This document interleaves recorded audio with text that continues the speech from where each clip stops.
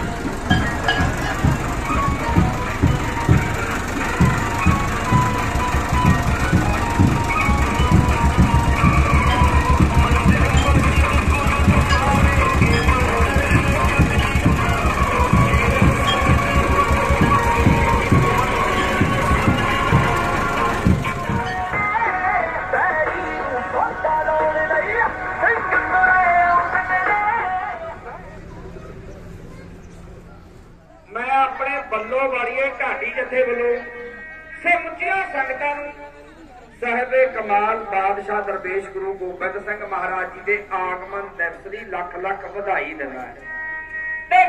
माघी की संग्रांद भी नाल ही डबल मुबारक संगतां दे चरनां दे विच बल्लो वाली ढाडी जत्थे वल्लों प्रवान करो। जिन्ना क समा पड़ा दे उत्ते सानूं मिलिया पौने क घंटे का समा सैकटरी साहब वल्लों हुक्म होया पौने घंटे दे विच गुरु गोबिंद सिंह महाराज का इतिहास संगतां दे नाल साझा करना। ते मैं बेनती कर दवां साडे सत्कारयोग सरदार जसवंत सिंह जी प्रधान साहब इन्हां वल्लों 5 प्यारिਆਂ ਦੇ नाम ते बहुत सारा प्यार भेजा गया ते 5 प्यारिਆਂ वल्लों भी बहुत सारा आशीर्वाद अपना जंदे नूं भेजा गया। मैं धन्यवाद करदा दुनिया दे उत्ते संसार दे उत्ते एक गल निश्चय वाचक है कुदरत भी एक गल सच्चाई है, एक यूनीवर्सल असूल है कि जदों किसी चीज की अंत होती है तो वह अंत लाजमी होता है। खालसा जी अज जो बापू की याद के आप चंद के चूर वाली समाधियां लाई बैठे हैं। मैं गल गुरु नानक पातशाह तो शुरू कर लग्या क्योंकि इस गुरपुरब के बच्चे इस तरह नहीं आप कह सकते भी इस पहला कोई दुनिया के उत्ते दुनिया के पाप हरण वाला आया ही नहीं सी, क्योंकि गुरु गोबिंद सिंह महाराज तो पहला 9 पातशाहियां गुरु नानक देव महाराज तो लैके गुरु तेग बहादुर महाराज तक संसार के उत्ते बने जिन्होंने दुनिया का पार उतारा किया।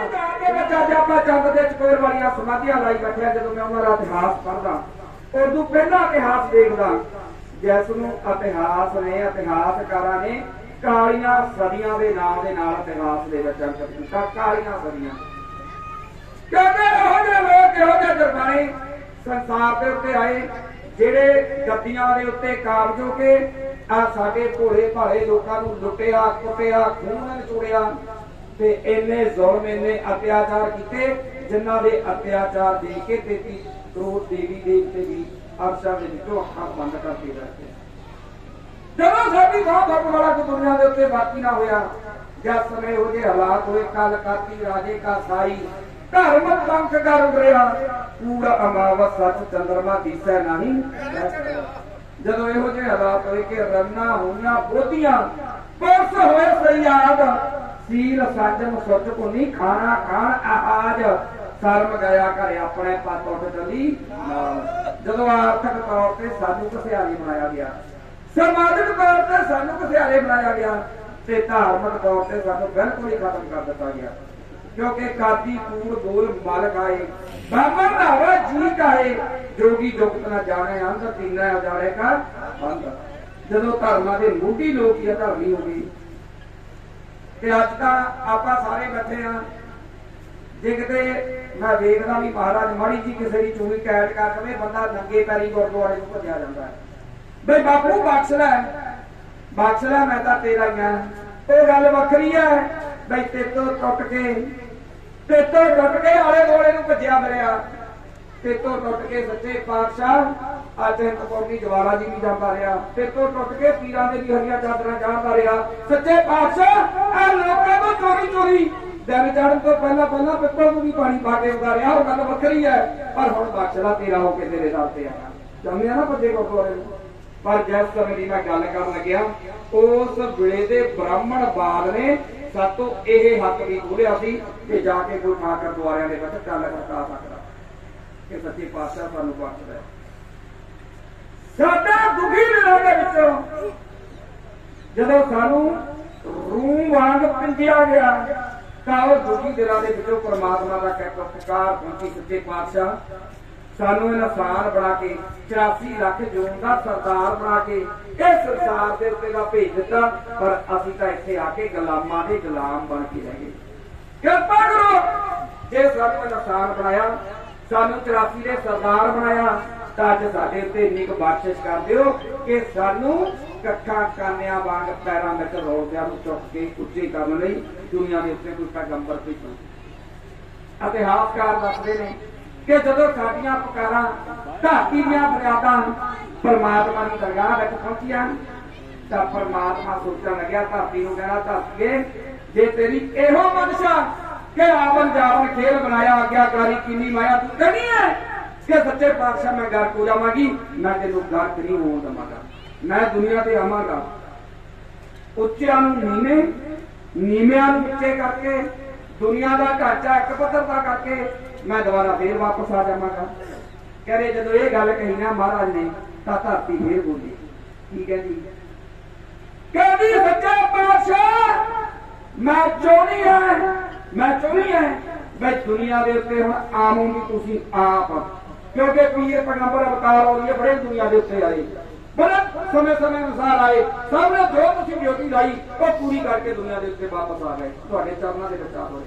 सच्चे पातशाह हुण मैं ये चाहुंदी है कि हुण किसी पीर पैगंबर जां तुहाडी किसी शक्ति नाल गल नहीं बननी, हुण तां तुहानूं आप दुनिया के उत्ते आना पवेगा।